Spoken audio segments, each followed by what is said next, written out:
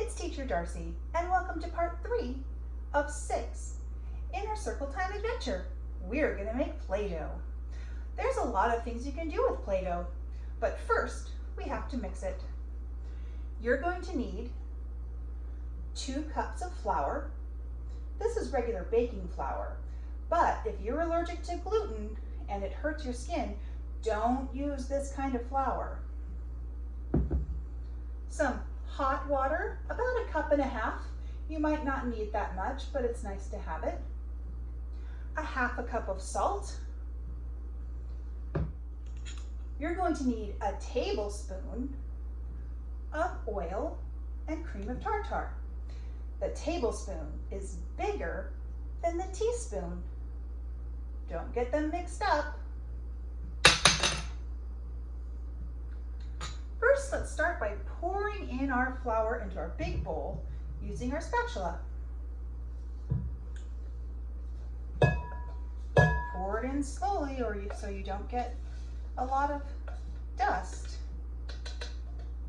And then have a grown-up pour the hot water in. Not all of it, just a bit for now. That's good. We'll try that. And the salt. Stir it up and just make sure that all of that salt gets mixed in with the flour. Don't forget to scrape the sides. Now it's time to add our 2 tablespoons of oil. This is canola oil. 1, 2.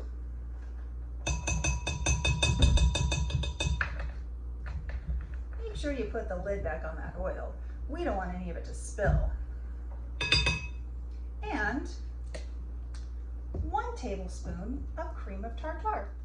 Open the container and pour it into the measuring cup. You might need a grown-up to help you with this.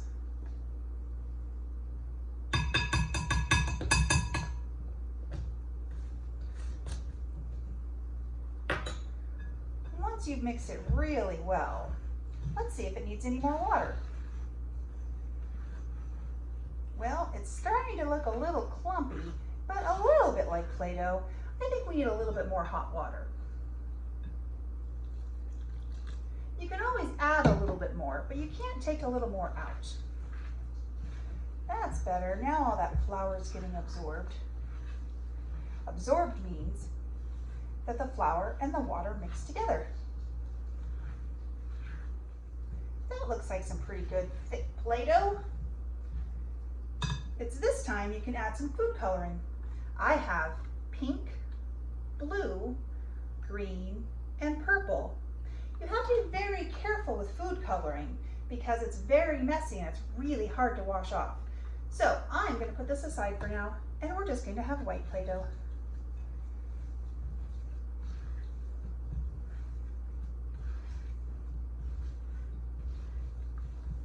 Because we added hot water to it, we're going to need to let it sit for about 20 minutes or until it's cooled down. Well, it turned out to be really sticky, so I added another maybe 1/2 cup or so more of flour.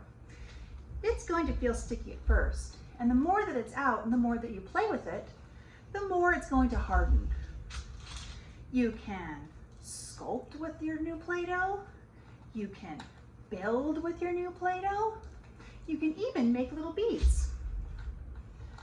Take a piece of whatever size you'd like, and you kind of roll it around in your fingers, and then poke a little hole.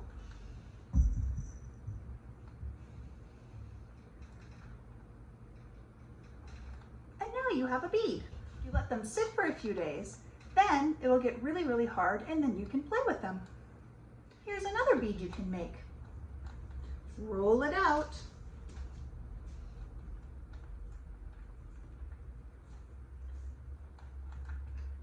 And then fold the ends together.